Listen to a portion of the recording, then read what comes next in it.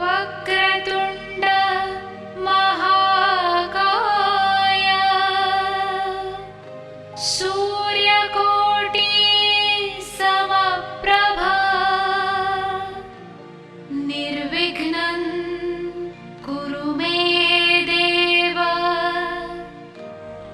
सर्वकार्येषु सर्वदा।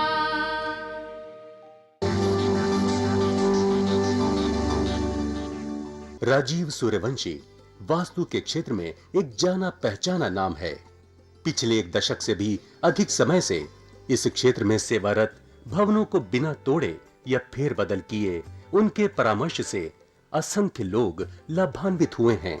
सिंहस्थ महाकुंभ 2003 को त्र्यंबकेश्वर में श्रद्धालुओं को वास्तुशास्त्र प्रवचनों द्वारा कृतार्थ करने पर विशेष रूप से सम्मानित किया गया। समाज के प्रति उनकी बहुमूल्य सेवाओं के लिए वर्ष 2002 में उन्हें मानव रत्न ऑफ द मिलेनियम पुरस्कार से सम्मानित किया गया था। यही नहीं, इस क्षेत्र में उनके विशेष योगदान के लिए वर्ष 1990 में श्रेष्ठतम वास्तु विशेषज्ञ के रूप में उनका चयन हुआ और इन्हें स्वर्ण पदक से सम्मानित किया गया।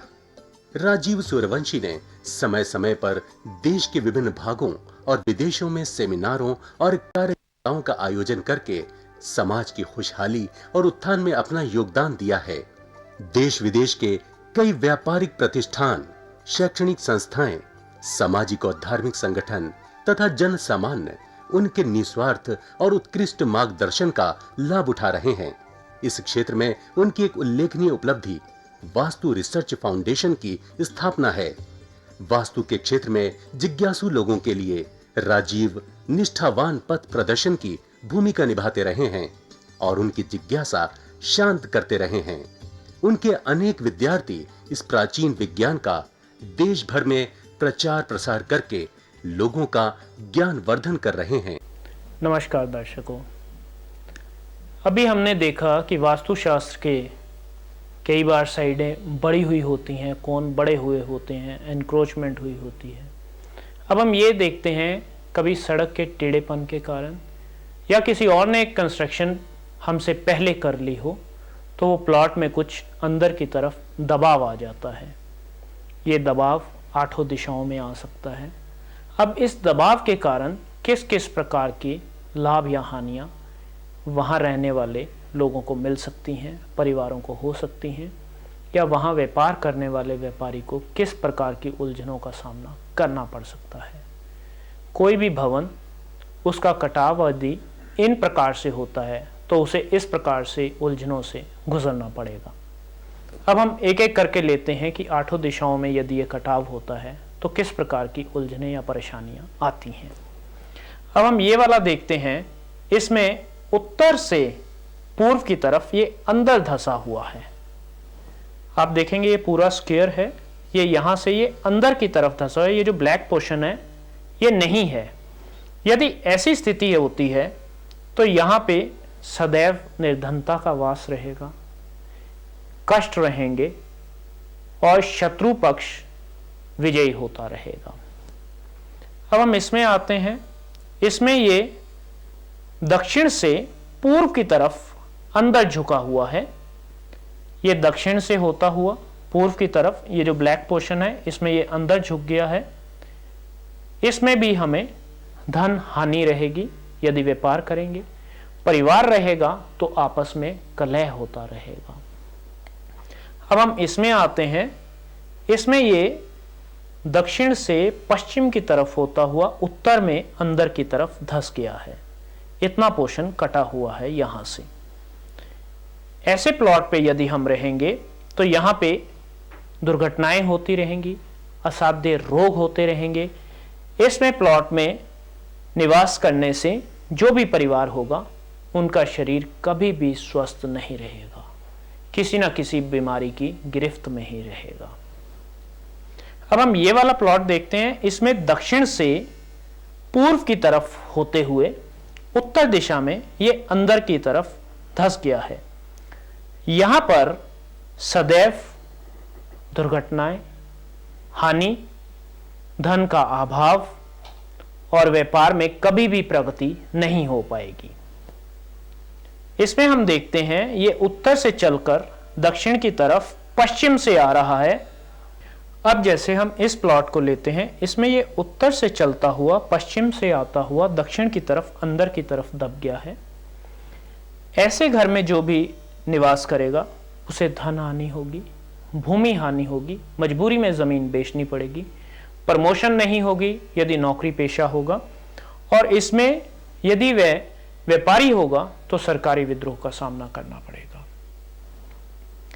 अब हम इसमें आते हैं। इसमें ये प्लॉट उत्तर से होता हुआ ये दक्षिण की तरफ अंदर की तरफ दब गया है। इस प्लॉट पे यदि कोई निवास करेगा तो ये प्लॉट शुभ होगा, क्योंकि ये उत्तर की तरफ से बढ़ गया है। उत्तर की दिशा कुबेर की दिशा है। तो यहां पर इस प्लॉट में निवास करने पर सदैव व्यापार का विस्तार होगा और नए आयाम खुलेंगे। ये प्लॉट शुभ है। अब हम आते हैं इस प्लॉट में। ये प्लॉट जो है इसमें उत्तर से आता हुआ पूर्व से होता हुआ दक्षिण की तरफ अंदर की तरफ दब गया है। ऐसा प्लॉट भी शुभ है, क्योंकि इसमें उत्तर दिशा को बढ़ने का मौका मिलता है। यह भी शुभ फलदायी है। यहां पर धन का लाभ होगा और व्यापार में वृद्धि होगी।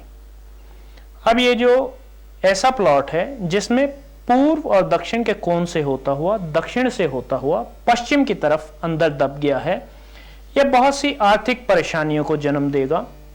इसमें बहुत सी कानूनी उलझनें आएंगी, धोखा होगा, और ऐसे प्लॉट में सदा ही शैतान वास करेंगे।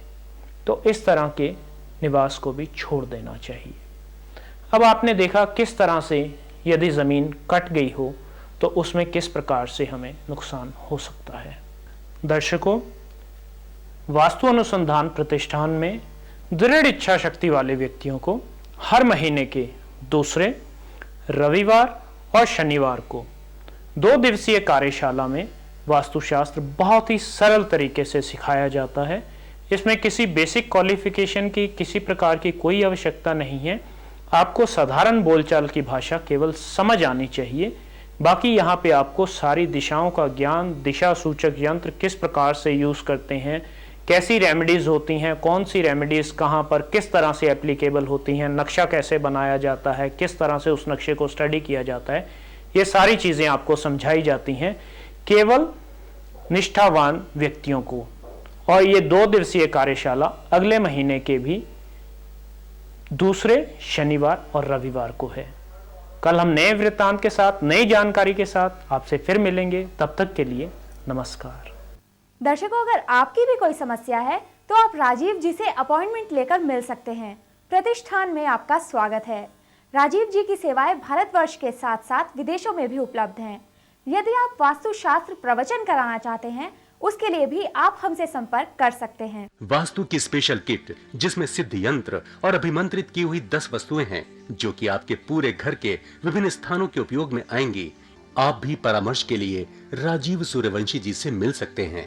पता है भारतीय वास्तु अनुसंधान प्रतिष्ठान, C6, सरस्वती गार्डन, कीर्ति नगर, नई दिल्ली 15।